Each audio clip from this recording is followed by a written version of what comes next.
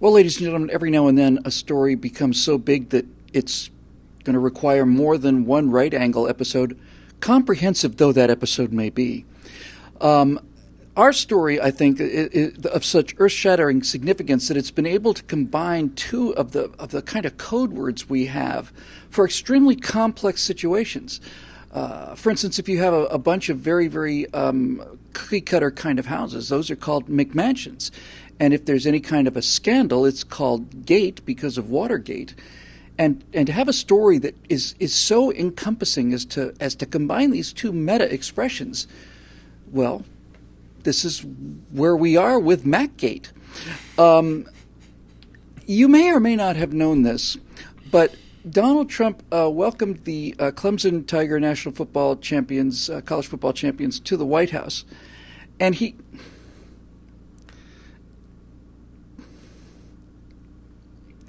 Bill, do you need a moment?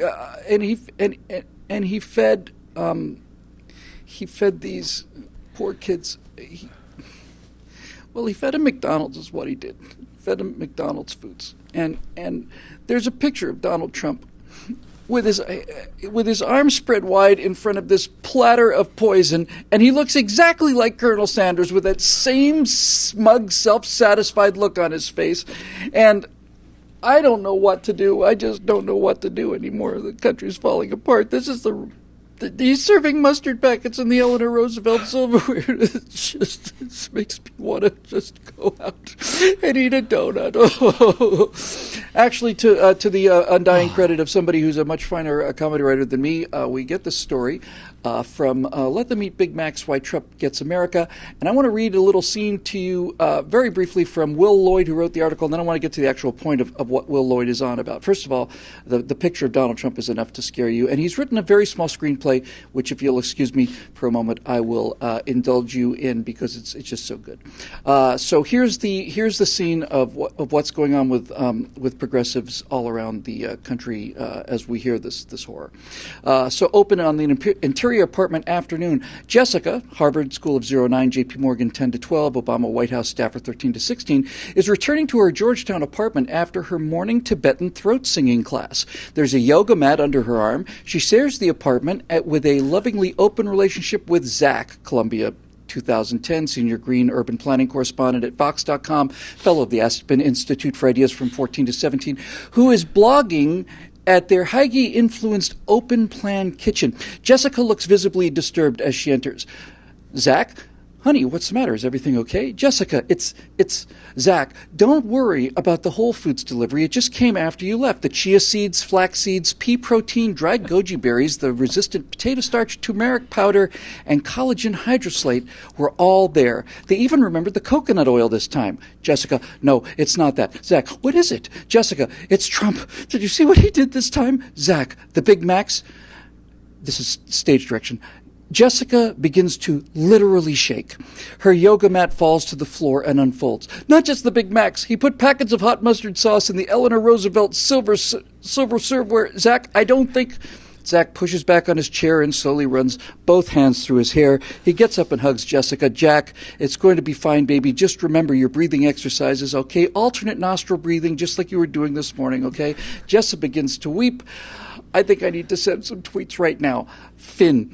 All of this is the work of Will Lloyd, who has absolutely 100% managed to completely nail not just what poor Jessica and Zach are going through, but what all of the Jessica and Zachs of modern America are going through. The trauma. And trauma is not too weak a word for it. No.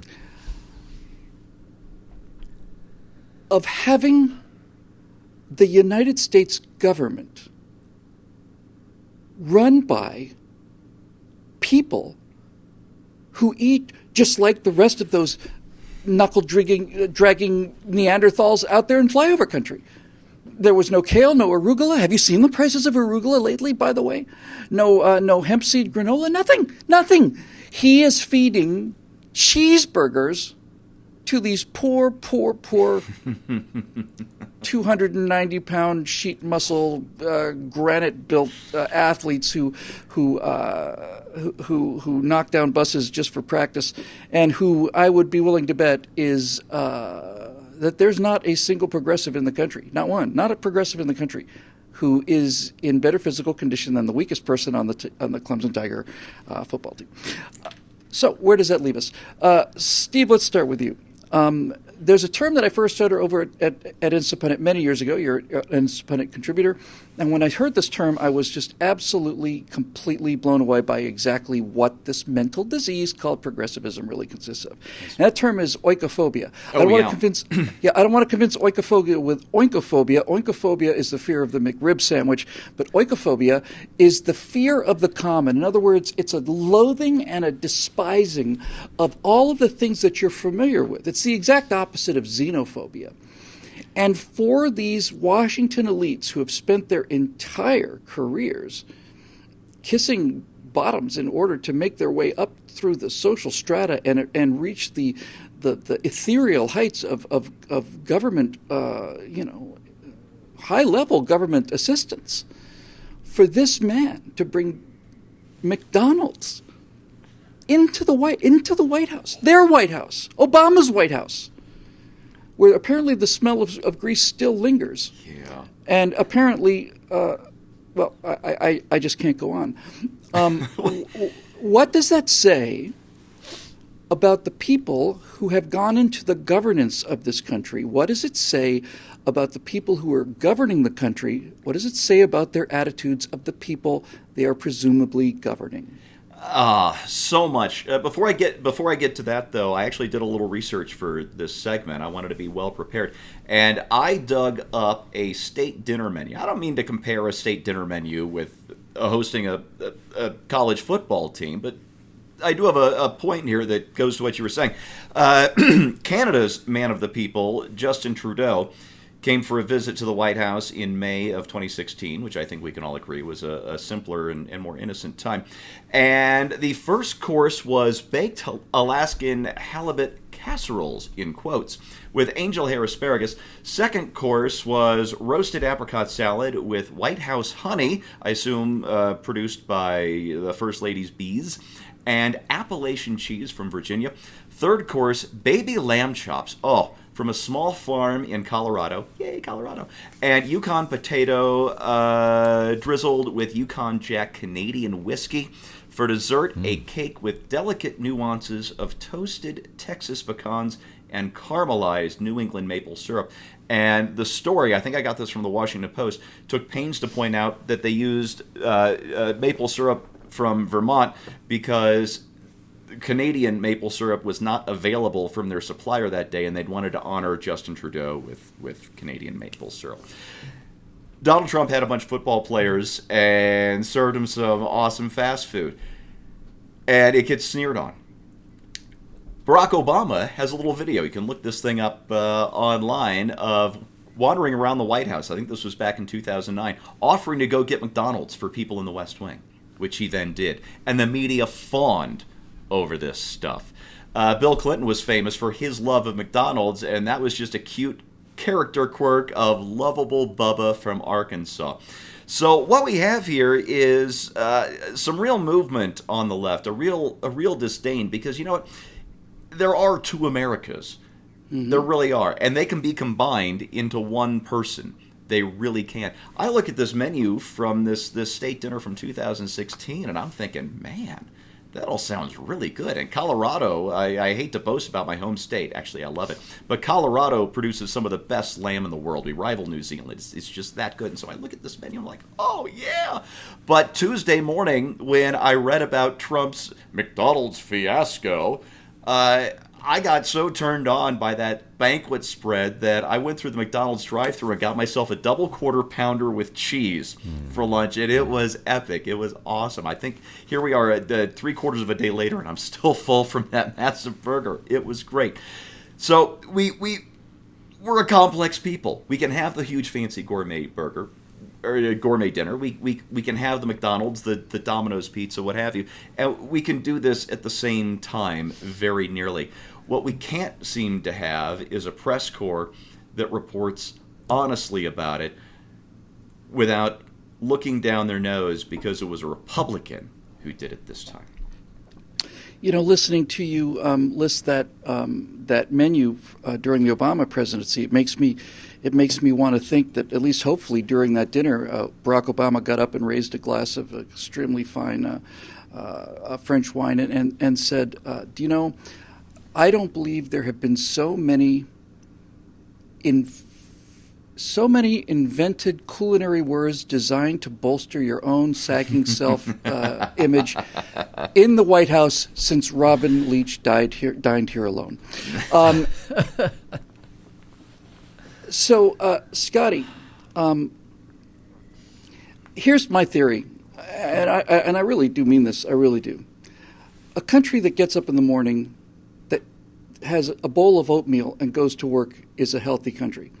A country that wakes up in the morning, eats a bowl of steel-cut oatmeal, is in very serious trouble. Because oatmeal, you see, is oatmeal.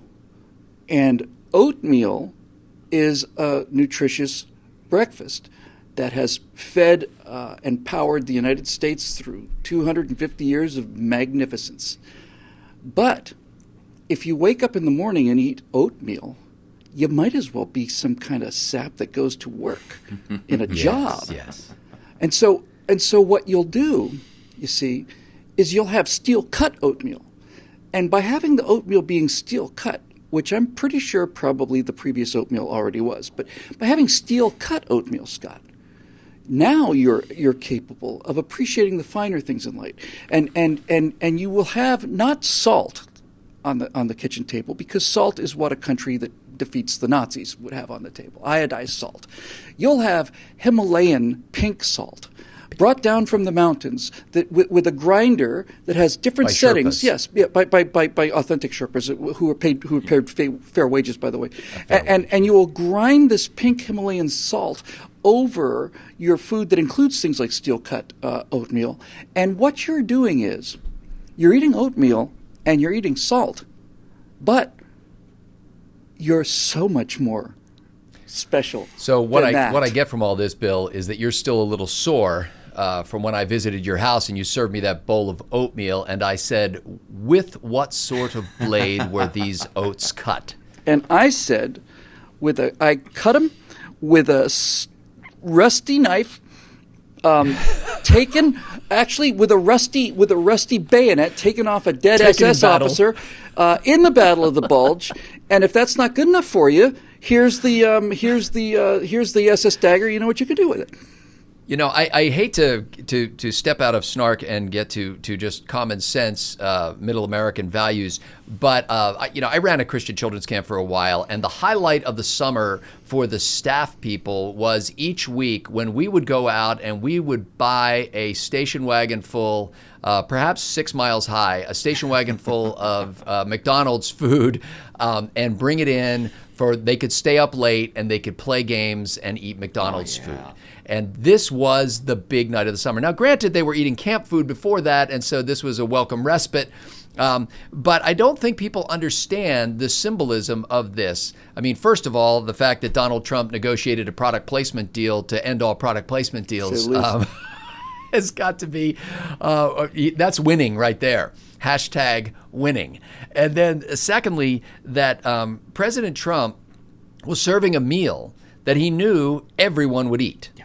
So he was, it's like if you invite him to the White House and you have all that stuff that they fed to Justin Trudeau, some people might look at that and go, I don't even know what that is. I'm not putting it in my mouth.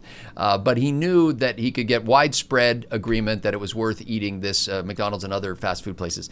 The other thing is, and I think this is the most underestimated aspect of this, President Trump didn't dump fast food on these former, urban public school kids who are now going to be multimillionaires who won a national championship. He gave them his meal of choice. President Trump honored them by saying, this is the kind of thing that I call for on Air Force One when I can get it. This is the kind of thing that I used to eat at Trump Tower when, I would send somebody out to get me some McDonald's food. And what I'm doing is bringing to you the things that I love and saying, share this with me and celebrate your victory.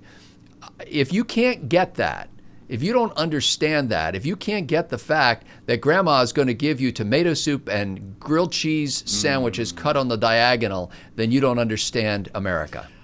You're on the main vein right there, Scott. Donald Trump had the unbelievable crassness and vulgarity to offer his guests exactly the kind of food that they most wanted to eat. And he didn't have the elegance or the grace or the education to offer these linebackers a delicious, dim sum selection with tofu wraps and kale, and basically kale juice to wash it down with. He gave football players cheeseburgers, French fries, and Cokes because, as it turns out, the football players actually like the cheeseburgers and French fries and Cokes. And they seem pretty healthy boys to me. Anybody who beats Alabama, 2018 Alabama, is not in any danger of immediate heart attack, near as I can tell. So here's the thing, folks. When you try to understand what the media and governmental class is, when you try to understand the mindset of the people that are destroying this country, you have to understand that these are people who are ashamed of being Americans. They're ashamed of the commonality of it. They're ashamed that they had to eat oatmeal. And since they don't want to be regular people, what they really want is to be little lords and aristocrats. They want to be on a better place than everyone else. They basically want to ride in the limousine while the rest of you are walking through the mud. What on earth good does it do to have been told your entire life how special you are if you don't get a chance to lord it over the regular people? What the hell would you go into government for if you don't get a chance to show everybody how much better you are? And so they don't eat oatmeal. They eat steel-cut oatmeal, and they don't have a loaded baked potato. They have palms, which have been infused with a delightful fromage and topped with small pieces of thinly sliced pork, and it's not a loaded baked potato with cheese and bacon. It's the kind of thing that Louis XVI might have eaten. And if you don't think this is serious, you're nuts. And if you don't think it's dangerous, you're not paying attention. We are being governed by a political and media class of people who are C-minus students whose entire life is to get together with each other and convince each other that they all have 120 IQs and they are all just the finest specimens that have ever been produced. I will take somebody who eats oatmeal over somebody who eats steel-cut oatmeal any day, any time, in any profession, except for politics. In any other field, I think I would go with the oatmeal eater, and I know I'd be right on that one. Such a right angle on the oikophobia that's on display and triggered, and I might say severely triggered, by Donald Trump's simple understanding of what people want when they want it, which to me says they haven't learned a damn thing yet, and 2020 may come as the kind of surprise that they simply cannot imagine. I hope they end up crying in their wheatgrass smoothies. I really do. That'll do it for this edition of Right Angle, made possible by the members at BillWhittle.com, and we'd love to have you become a member over at BillWhittle.com. Thanks for joining us. We'll see you next week.